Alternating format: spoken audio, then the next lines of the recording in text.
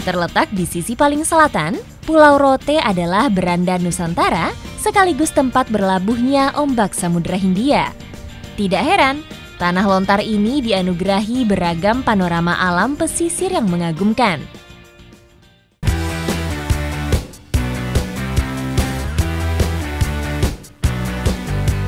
Mengeksplor keindahan alam Pulau Rote, kali ini saya sedang berada di Pantai Oeseli yang terletak di Desa Oeseli dan akan menjelajahi keindahan di sini. Ikuti jejak saya, jejak petualang. Pantai Oeseli terletak di ujung pulau berlindung di balik teluk sehingga cukup tersembunyi. Teluk juga yang melindungi pantai ini dari kekuatan ombak samudra sehingga memiliki alunan ombak yang tenang. Selain menenangkan, warna laut biru toska yang disanggah oleh pasir putih menciptakan suasana yang menyejukkan.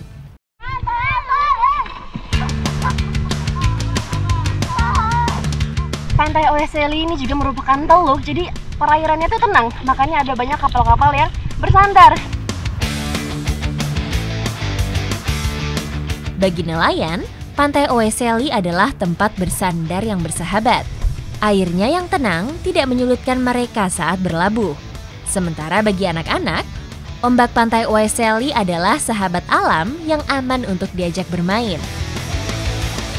Nah, ini dia salah satu keseruannya karena airnya itu tenang banget, jadi kita bisa berenang nyantai-nyantai kayak gini nih sambil terlontar tanpa harus takut diserang sama ombak.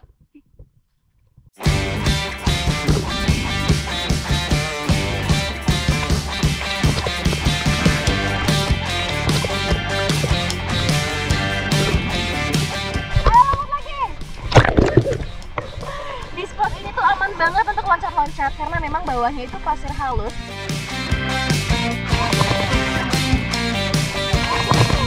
Saat air surut, anak-anak masih dapat melompat dengan tenang karena kedalamannya cukup aman dengan dasar pasir yang tidak berbahaya.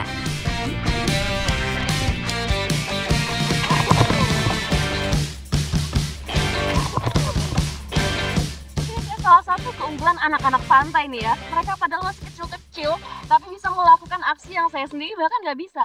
Ayo lagi dong, bisa nggak? Ayo, ayo.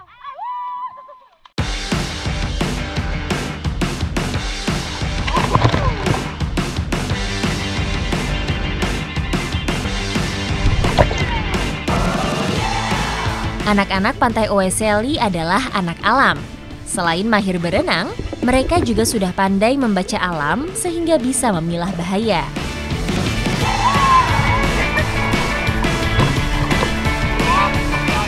Seru sekali bermain bersama dengan anak-anak lokal di sini. Dan masih banyak lagi yang masih harus saya eksplor di Tanah Timur.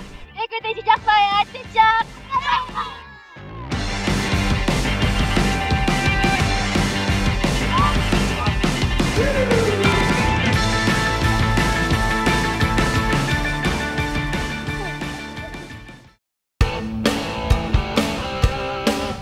Pulau Rote juga memiliki spot alam dengan pemandangan yang mempesona. Saking indahnya, tempat ini diberi nama Telaga Nirwana.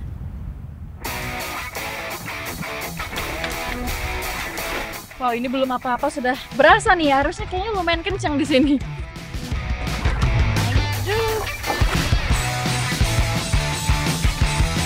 Bermain paddling adalah salah satu aktivitas yang bisa dilakukan saat kita berada di Telaga Nirwana.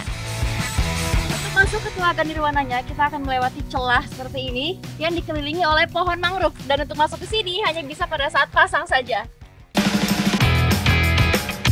Terletak di Dusun Kotalai, Desa Oeseli, Kecamatan Rote Barat Daya, Telaga Nirwana adalah pantai yang tersembunyi.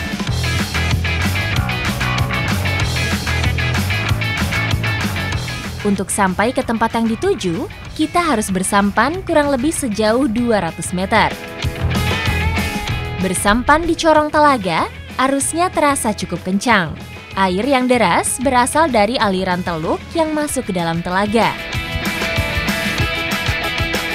Pemandangan Telaga Nirwana sungguh menakjubkan.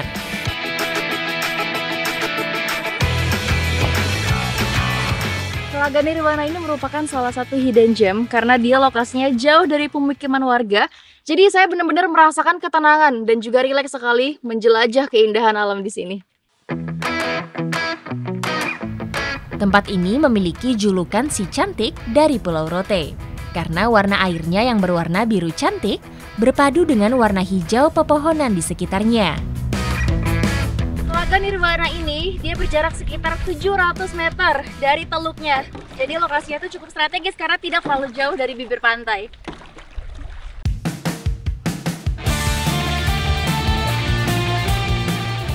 Jadi Telaga Nirwana ini memiliki luas sekitar 2 hektar dengan pemandangan dikelilingi bebatuan dan juga hutan. Cantik banget.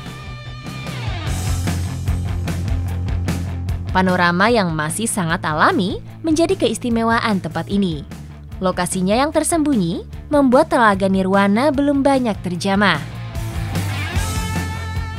Ada satu spot unik di sini, yaitu ada bebatuan di sebelah sana yang membentuk secara alami.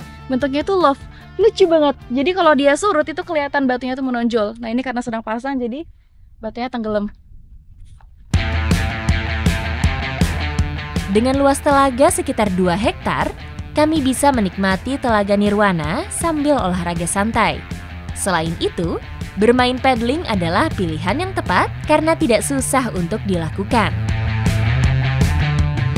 Untuk menjaga keseimbangan, saya harus berdiri dengan posisi kaki atau lutut itu sedikit menekuk, seperti kuda-kuda. Karena kalau berdiri tegak lurus itu malah lebih gampang jatuh.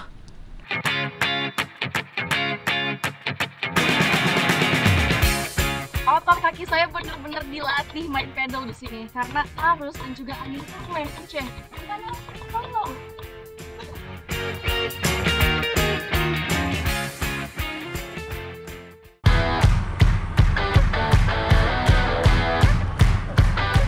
Nusa Tenggara Timur dikenal dengan banyak bukit yang indah-indah. Salah satunya adalah bukit yang berada di Kabupaten Timor Tengah Utara kali ini. Saya sedang berada di Tuamese dan akan mengeksplor keindahan alam di sini dengan menggunakan trail sambil mencari spot untuk camping. Ikuti jejak saya, jejak petualang.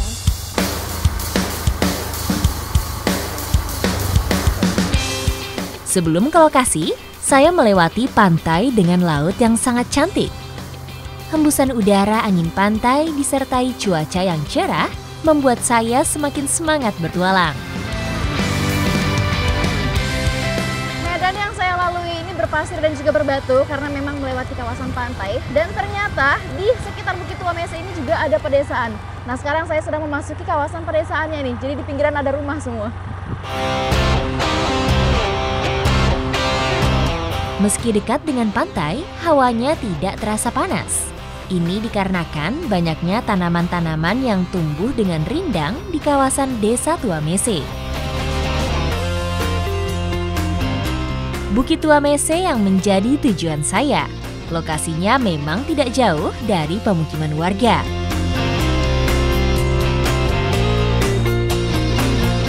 Akhirnya sampai juga.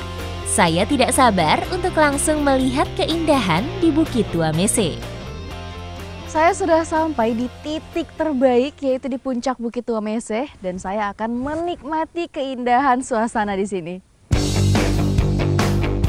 Tidak heran kalau Pulau Timor disebut-sebut menyimpan banyak sekali lokasi yang menawan. Bukit Tuamese ini disebut juga sebagai surga tersembunyi di Tanah Timor karena pemandangannya mirip kayak di Pulau Padar. Tapi bedanya di bawah ini danau bukan laut. Cantik banget. Setibanya di bukit ini, mata saya dimanjakan pemandangan alam yang eksotik. Wow, view-nya bagus banget.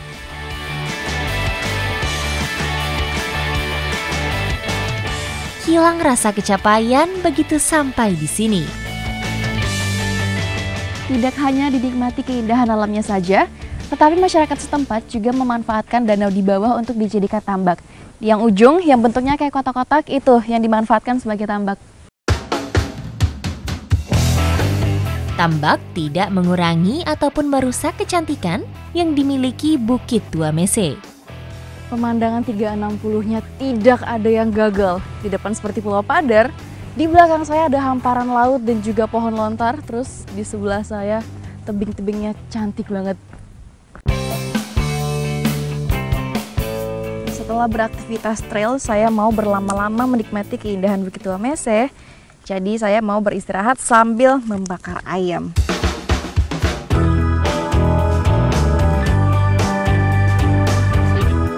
Memanggang memang memerlukan waktu yang tidak cepat, tapi ditemani oleh pemandangan seindah ini, seakan waktu tak terasa. Teknik memanggang dengan menggunakan bara seperti ini membuat matang ayamnya itu lebih merata dan juga warnanya lebih menarik. Menikmati olahan di alam terbuka memang punya sensasi dan kenikmatan yang berbeda. Perasaan saya lebih lepas dan bebas, sambil menikmati makanan ditemani pemandangan yang memanjakan mata. Berpetualang sendirian menjadi salah satu kegiatan favorit saya. Selain bisa menikmati alam, saya juga bisa mendapatkan ketenangan. Apalagi dengan suasana seperti ini, cuacanya cerah, udaranya sejuk, dan pemandangannya hijau, seger banget di mata.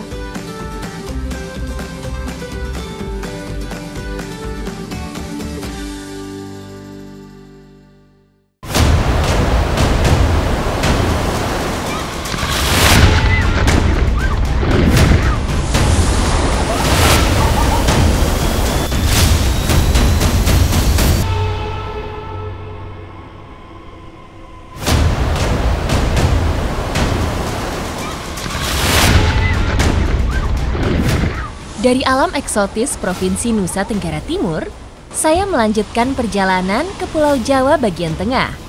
Kali ini saya mengikuti aktivitas warga pesisir Paranggupito, Wonogiri untuk mencari hasil laut yang tersembunyi. Sekarang saya sedang berada di Pantai Jujugan, Wonogiri. Kita bersama para warga lokal di sini sedang mencari kerang, dan ini ombaknya lumayan besar karena ini adalah pantai selatan. Seperti yang kita semua tahu, pantai selatan itu ombaknya gede banget, jadi harus hati-hati. So, kerangnya ini dia tadi saya dapat satu. Ini ada umpan nih. Ini ada dapat lagi ibunya. Yuk kita cari lagi, Bu. Ya.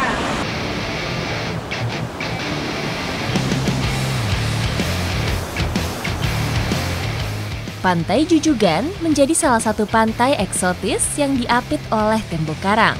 Deburan ombak yang menghantam karang menyemburkan embun-embun yang menyegarkan.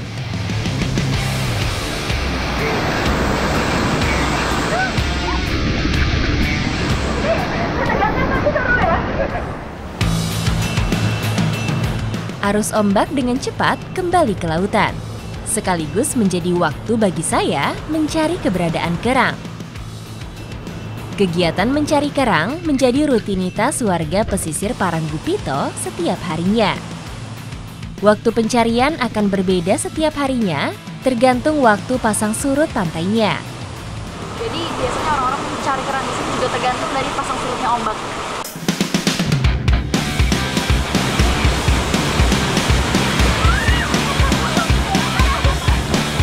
Ini ombaknya lumayan gede banget, jadi kita harus saling berpegangan supaya kuat. Karena tadi saya aja hampir keseret kalau nggak pegangan, jadi harus hati-hati.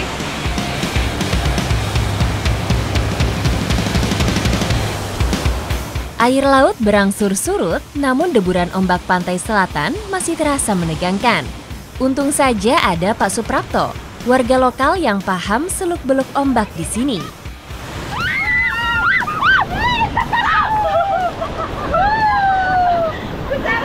Dahsyat banget ombaknya ini, astaga. Apa ini? Oh, lumayan takut saya. Ini karang semua soalnya, jadi kalau keseret bisa baret-baret ini di mana-mana.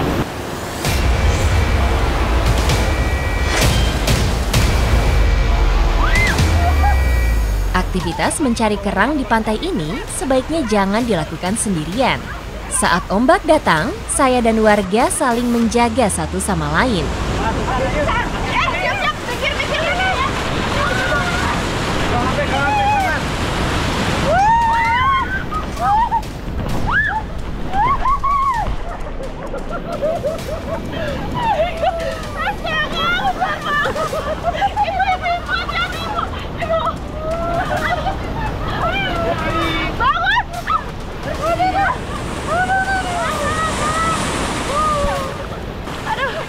ini demi si kerang ini ya kita harus bertanding dengan ombak sebesar ini. Kita lihat kita bakal dapat kerang apa lagi nanti nih. Lanjut.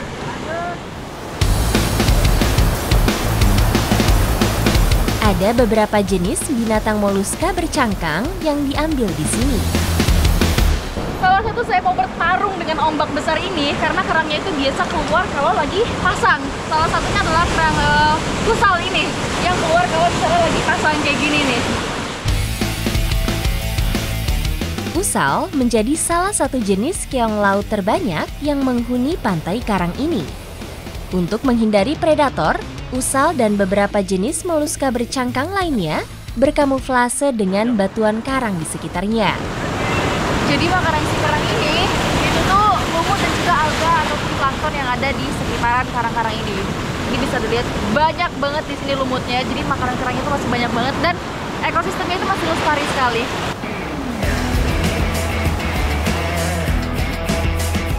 Aktivitasnya di batuan karang membuat kerang-kerangan di sini beradaptasi dengan ombak laut selatan.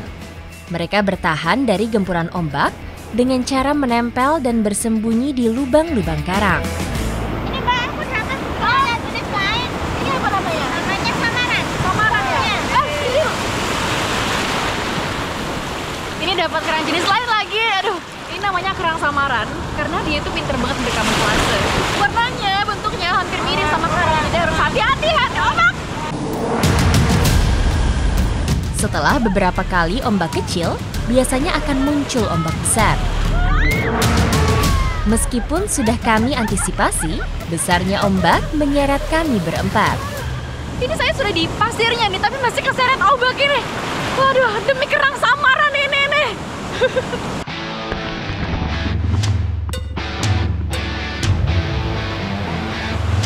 Ini ombaknya semakin lama tuh semakin besar dan ada dua arus yang harus diperhatikan. Arus datangnya ombak sama arus baliknya ombak. Nah, jadi kita itu harus benar-benar memanfaatkan jeda waktu. Kalau dia lagi surut itu langsung harus cepat-cepat ngambil kerangnya.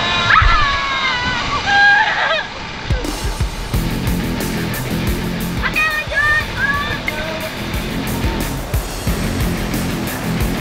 Ombak yang datang membuat air berbuih dan mengganggu pandangan. Saya harus jeli membedakan kerang dan batuan karang.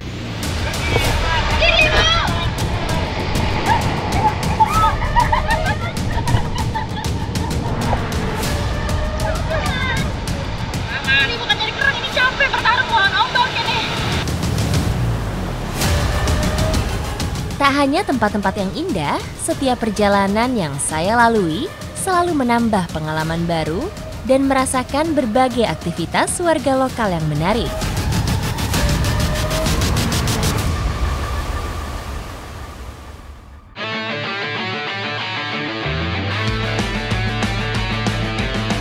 Beranjak dari pesisir Paranggupito, campervan saya menyusuri jalur pesisir di sekitarnya. Jalan berkelok dan perbukitan karang menjadi pemandangan khas pesisir yang bisa saya nikmati di sepanjang perjalanan. Matahari sudah condong ke barat. Saya mau berhenti sejenak untuk beristirahat.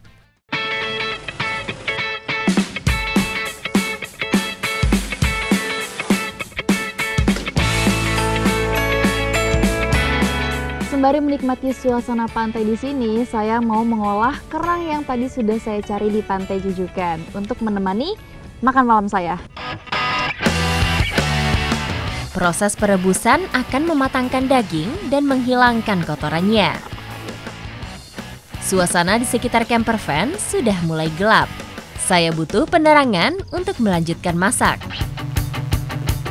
Saya menggunakan berbagai macam rempah untuk menghilangkan bau amisnya.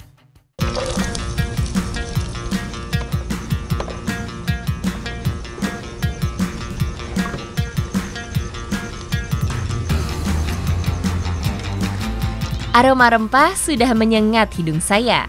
Saya akan memasak kerang bersama cangkangnya. Ini perpaduan semua saus dan bumbu-bumbunya sudah wangi banget. Buat saya jadi lapar sekali ini. Kerang saus tiramnya sudah jadi, sekarang waktunya untuk dicoba. Lelahnya perjalanan camper van selalu terbayar dengan pengalaman baru yang saya dapatkan di setiap persinggahan.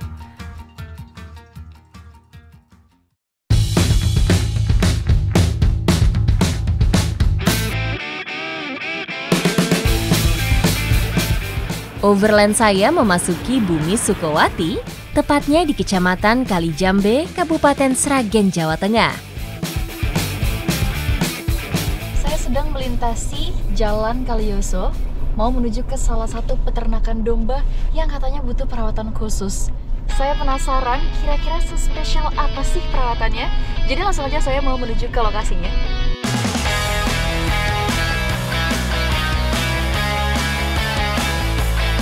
Masuk ke dalam kandang domba Jingkrak Kaliwuni Farm, saya langsung disambut ratusan ekor kambing dan domba. Mata saya langsung tertuju pada salah satu jenis domba berukuran besar dan lucu ini, namanya domba merino.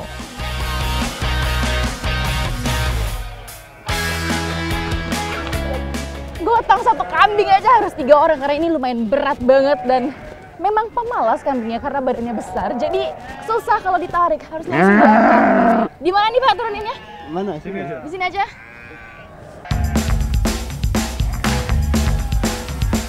Domba ras ini merupakan hasil persilangan selama berabad-abad lamanya, mulai dari Maroko, Spanyol, hingga Australia. Domba merino dikenal mempunyai tubuh pendek dan gempal. Pertumbuhannya yang cepat dan ukurannya yang besar sekaligus menjadi keunggulan jenis domba ras ini. Kambing merino ini memang butuh perawatan khusus. Jadi kukunya harus digunting dan harus dimandiin setiap sebulan 2 kali. Supaya nanti ketika dijual dia itu sudah dalam keadaan yang baik dan bersih. Terus juga terhindar dari penyakit. Domba merino mempunyai ketahanan fisik yang baik. Meskipun berasal dari wilayah dengan iklim sedang, domba berbulu tebal ini mampu bertahan pada semua musim di Indonesia.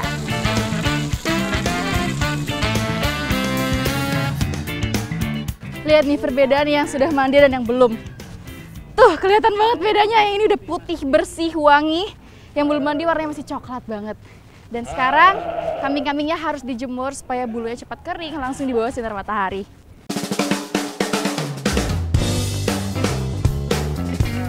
Dengan pertumbuhannya yang cepat, merino mempunyai bobot yang lebih berat yang menghasilkan daging yang lebih banyak daripada domba dan kambing jenis lainnya. Namun siapa sangka, awal budidaya merino justru untuk diambil wool atau bulunya. Ini kambingnya lumayan berontak kalau lagi dicukur dan saya penasaran setebal apa bulunya. Coba ya. Oh, segini ternyata, lumayan tebal ini. Mencukur bulu domba menjadi perawatan rutin yang harus dilakukan peternak.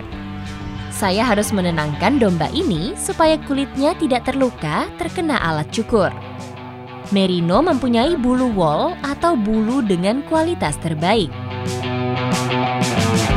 Ternyata mencukurnya tidak terlalu susah. Ini harus langsung dimepetin ke bagian kulitnya dan dicukur perlahan. Wool yang berasal dari bulu domba merino dikenal memiliki serat yang lembut, halus, dan lebih kuat. Bulu kambingnya ini harus rutin dicukur setiap sebulan sekali. Jadi makanan yang masuk itu nutrisinya tidak diserap oleh bulunya tapi diserap sama badannya. Dan juga bisa menghindari dan mengecek apakah kambing ini terkena penyakit atau tidak nih. Betina merino ini masih mempunyai anakan yang selalu mengikutinya. Anak domba ini baru akan dipisah dari induknya setelah berumur 2,5 sampai 3 bulan.